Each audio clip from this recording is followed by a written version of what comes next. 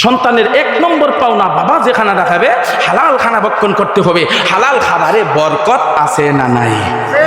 আরো জোরে বলেন আছে না নাই? মাযহাবের 4 ইমামের মধ্যে থেকে এক ইমামের নাম ইমাম শাফিঈ রাহমাতুল্লাহি আলাইহি, আর এক ইমামের নাম আহমদ ইবনে হাম্বল রাহমাতুল্লাহি আলাইহি। শাফিঈ রাহমাতুল্লাহি আলাইহি উস্তাদ, আহমদ ইবনে হাম্বল রাহমাতুল্লাহি আলাইহি ছাত্র। দুনিয়ার জগতের বৈশিষ্ট্য ছাত্র উস্তাদকে দাওয়াত খাওয়ায়, কিন্তু এই জায়গায় ব্যতিক্রম, উস্তাদে ছাত্রকে দাওয়াত করলেন। আল্লাহু আকবার। চিন্তা করে দেখেন উস্তাদ কেমন ছিলেন, ছাত্র কেমন ছিলেন। উস্তাদ ছিলেন আল্লাহর ওলি, ছাত্র আল্লাহর ওলি। উস্তাদ মযহাবের ইমাম, ছাত্র মযহাবের ইমাম। উস্তাদ ফিকহ আইন শাস্ত্রের ইমাম, ছাত্র ফিকহ আইন শাস্ত্রের ইমাম। উস্তাদ তাহাজ্জুদের নামাজ পড়ে, ছাত্র তাহাজ্জুদের নামাজ পড়ে। আল্লাহু আকবার। এমন ছাত্র আর এমন উস্তাদ, এই উস্তাদে দাওয়াত করলেন ছাত্রকে। এই যে দুইজন দেখতেছেন না, এই উনি আবার উস্তাদ, হ্যাঁ এই যে দুইজন দেখেন তো কি বড় মাফের আলেম। এমন উস্তাদ আর এমন ছাত্র। উস্তাদে দাওয়াত করলেন ছাত্রকে। উস্তাদের বাড়িতে যাবে ছাত্র দাওয়াত খাওয়ার জন্য। উস্তাদের বাড়িতে ছিল মেয়েরা, মেয়েদের কাছে আলোচনা করলেন, আমার মেয়েরা, আমার একজন ছাত্র আল্লাহর ওলি আমার বাড়িতে আসবে দাওয়াত খাওয়ার জন্য, বাড়ির পরিবেশটা একটু সুন্দর করে রাখতে হবে। মেয়েরা প্রতিজ্ঞা নিল, আমার আব্বাজান উনার ছাত্রের ব্যাপারে এত গুণ কীর্তন প্রশংসা করেছেন, উনার ছাত্র আল্লাহর ওলি, ওলি কি না পরীক্ষা করে দেখিলেন। সুবহানাল্লাহ। না, এটা কি স্কুল কলেজ ইউনিভার্সিটি আর মাদ্রাসার পরীক্ষা না ওলি হওয়ার পরীক্ষা? কথা বলেন। ওলি হওয়ার পরীক্ষা সহজ না কঠিন? আরো জোরে। মেয়েদের কাছে পরীক্ষার সাবজেক্ট 2টা। কয়টা? আরো জোরে। 1 নম্বর পরীক্ষার সাবজেক্ট উনি ওলি কিনা পরীক্ষা করবে খাবারের মাধ্যমে। সুবহানাল্লাহ। কারণ খাবারের সাথে ওলি হওয়ার সম্পর্ক আছে না নাই?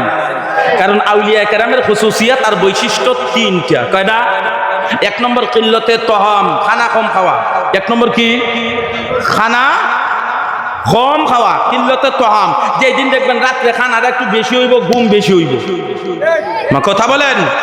1 নম্বর কিল্লতে তহাম। 2 নম্বর কিল্লতে মানাম, কম ঘুমানি ইবাদত বেশি হওয়া। 3 নম্বর কিল্লতে কালাম, কথা কম বলা। যা বলবে ওজনী কথা বলবে, গুরুত্বপূর্ণ কথা বলবে। ঠিক কিনা? সুনামগঞ্জের, আমি যদিও থানা জগন্নাথপুরে থাকি, বাড়ি কিন্তু সুনামগঞ্জের গৌরারঙ্গে। এই সময় সুরমা ব্রিজ হইছে না। সিলেট রেঙ্গা মাদ্রাসায় লেখাপড়া করি, তখন আমি এই ব্রিজ পার হইয়া বাসে উঠছি, মাদ্রাসা যাইতাম। তখন লাগা সিটও আরেকজন লোকটা বইছে, বাড়িটা কিন্তু তাহিরুর ওয়াজ ইয়া কইতাম যে অসুবিধা নেই স্যার, মেয়ে আপনার কলিতাম কই হইলে স্যার মেয়ে সাহেব যখন কইছো বাড়ি কোন জায়গায়, লাগা সিটও যে বইছে বাড়ি কোন জায়গায়, বইয়া কই আমার মোল্লা বেটা বাড়ি কোন জায়গায়, আমরা জিগায়, আমি কই সুনামগঞ্জ। একটু পরে কইতেছে আমরা খানদানি বংশের লোক। আমি কিন্তু জিগাইছিলাম কি বংশের লোক? মেম্বার আপন মার হেডের ভাই আমার, এই ফ্যামিলির আমরা। একটু পরে কইতে চেয়ারম্যান আমার আপন থালের ঘরে ভাই। আর একটু পরে কই এমপি সাহেব এক লই আমরা আত্মীয় লাগে। তা আমি জিগাইলাম আমি কি তা করতাম? কথা কই রকম সমাজে কিছু লোক আছে না নাই?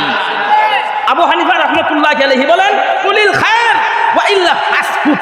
কথা যদি বলতেই হয় ভালো কথা বলো, আর না হয় চুপ থাকো। কথা বলেন ঠিক কি না?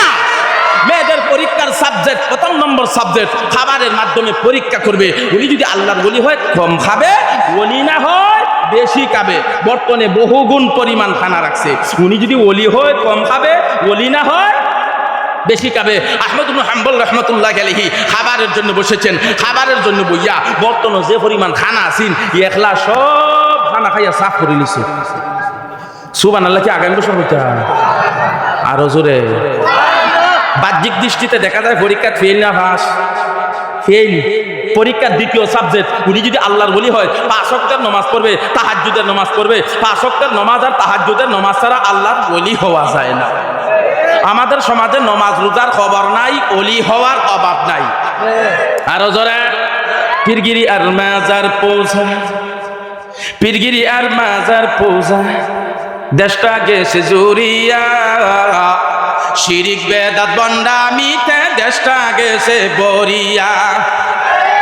যারা জবান খুললে কইতো না বুঝবেন না হিদলের।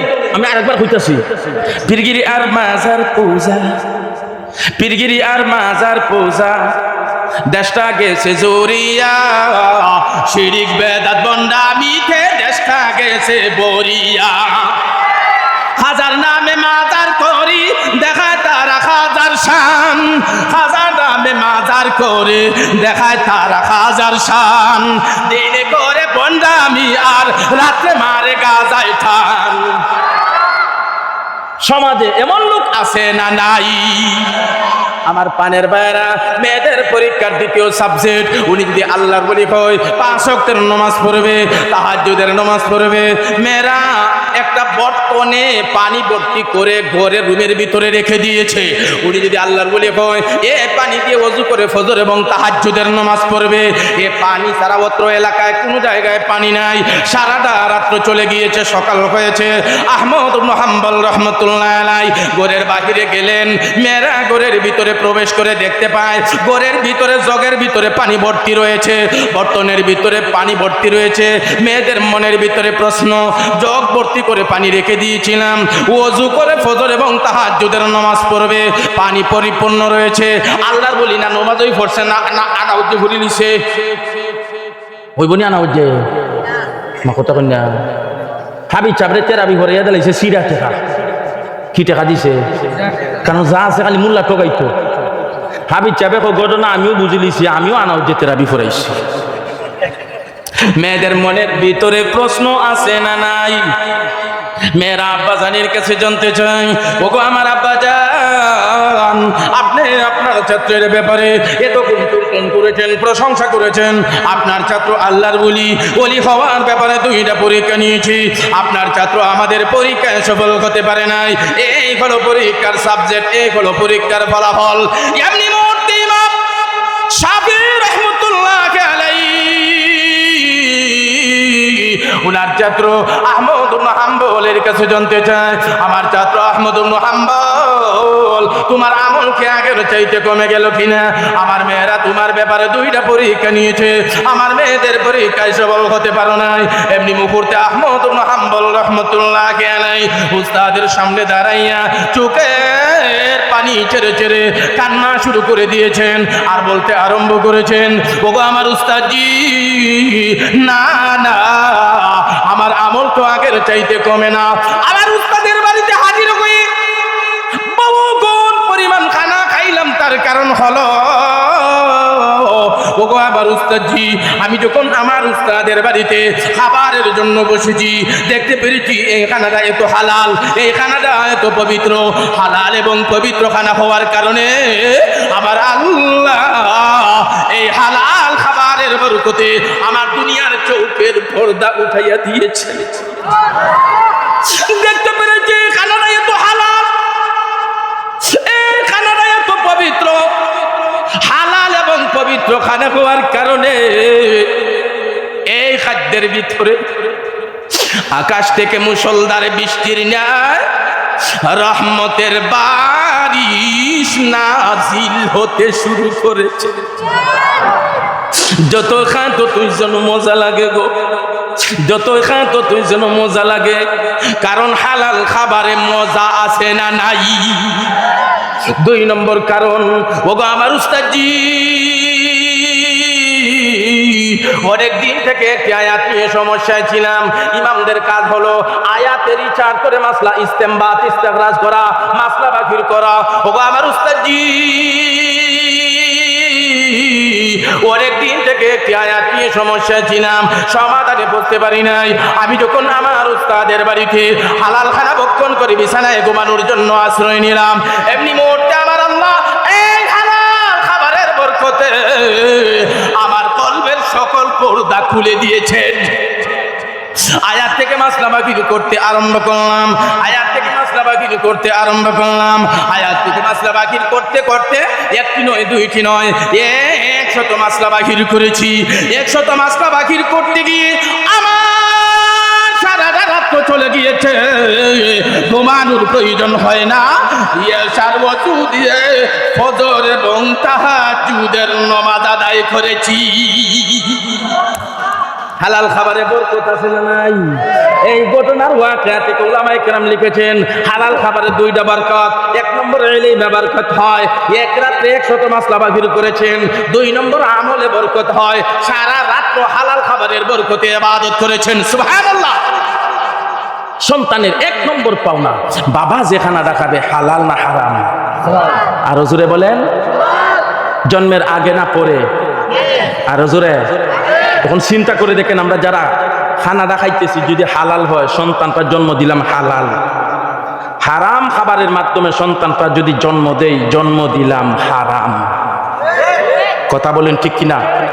তাহলে হালাল খাবারের মাধ্যমে রক্ত, গোশত, মাংস যেই পানিটা তৈরি করে হালাল পদ্ধতিতে সন্তান জন্ম দিব, এটা আমরা সবাই চাইনি ভাই? দেখে হাতটা তুলেন তো, কারা কারা চাই? আল্লাহ যেন কবুল করে বলি আমিন। এখন আসেন, সন্তান জন্মের আগে বাবার কাছে 2 নম্বর পাওনা। সন্তানের জন্মের আগে বাবার কাছে 2 নম্বর পাওনা। সন্তানের জন্য বাবা যেই মায়ের ব্যবস্থা করবে, একজন ধার্মিক, নেককার, আল্লাহওয়ালা মায়ের ব্যবস্থা করতে হবে। কথা বলেন ঠিক কিনা? কয় নম্বর পাওনা? কথা বলেন। 2 নম্বর পাওনা। অতিথি আসছেন, এই যে হুজুর অতিথি আসছেন, নিয়ে আসেন, সময় এলে নিয়ে আসেন। আমার তো অসুবিধা নাই, আমি 10 মিনিটে ওয়াজ করতে পারি, 20 মিনিট। নিয়ে আসেন, সময় এলে নিয়ে আসেন। আসলে ওজু আইলেই তো ইমাম শেষ। আমার কিন্তু আজরাইল খান্দাত, হুজুর আইলেই শেষ। কথা বুঝলে তো? অসুবিধা হইতেছে? অসুবিধা হইতেছে? হ্যাঁ, সময় আসলেই আপনারা হুজুর নিয়ে আসেন, এটা কোনো অসুবিধা নাই। সন্তানের 2 নম্বর পাওনা, বাবা সন্তানের জন্য যেই মায়ের ব্যবস্থা করবে, একজন ধার্মিক, নেককার, আল্লাহওয়ালা মায়ের ব্যবস্থা করতে হবে। ঠিক কিনা? কারণ সন্তান সাপ্লাইয়ের ফ্যাক্টরি হলো মা। ফ্যাক্টরি যেমন হয় সাপ্লাই তেমন হয়। ফ্যাক্টরি যদি দুধের হয় দুধ বের হবে, মধুর হয় মধু বের হবে, লোহার হয় লোহা বের হবে।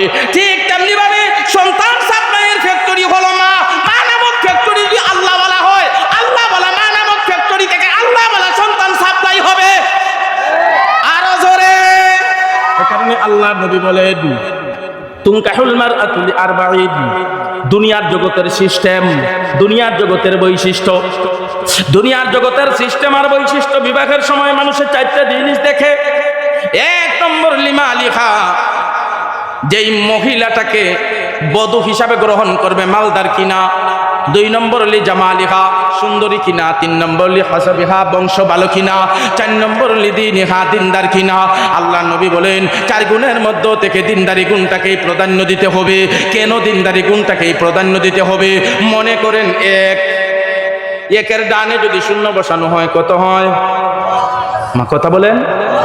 আরেকটা শূন্য বসানো হয়, আরেকটা শূন্য বসানো হয় 1000। শূন্য 3টে আছে, 1 নাই। কথা কন্যা, 3 শূন্যের কোনো দাম। 1 টাকার পরে শূন্য তত বাড়বে, পয়েন্ট তত বাড়বে। 3 শূন্য আছে, 1 নাই, যেমন 3 শূন্যের কোনো দাম নাই। ঠিক তেমনি ভাবে একজন মহিলা দিনদার হওয়ার পরে ওই মহিলাটা যদি মালদার হয়, মহিলার সম্মান মর্যাদা বাড়ে। মহিলার মধ্যে দিনদারি থাকার পরে যদি বংশ ভালো হয়, মহিলার পয়েন্ট বাড়ে। মহিলার মধ্যে দিনদারি গুণ থাকার পরে যদি মহিলা সুন্দরী হয়, মহিলার পয়েন্ট বাড়ে। যেমন ভাবে 1 থাকলে শূন্য তত বাড়ে, দাম তত বাড়ে। এই মহিলা দিনদারি থাকার পরে এই মহিলা যদি মালদার হয়, বংশ ভালো হয়, টাকাওয়ালা হয়, এই মহিলার দাম তত বাড়ে। যেমন ভাবে 1 না থাকলে 3 শূন্যের কোনো দাম নাই। ঠিক তেমনি ভাবে যে মহিলার মধ্যে দিনদারি গুণ থাকবে না, এই মহিলা টাকাওয়ালা হতে পারে, বংশ ভালো হতে পারে, সুন্দরী হতে পারে, ওই মহিলার দুনিয়া আখেরাতে কোনো দাম নাই।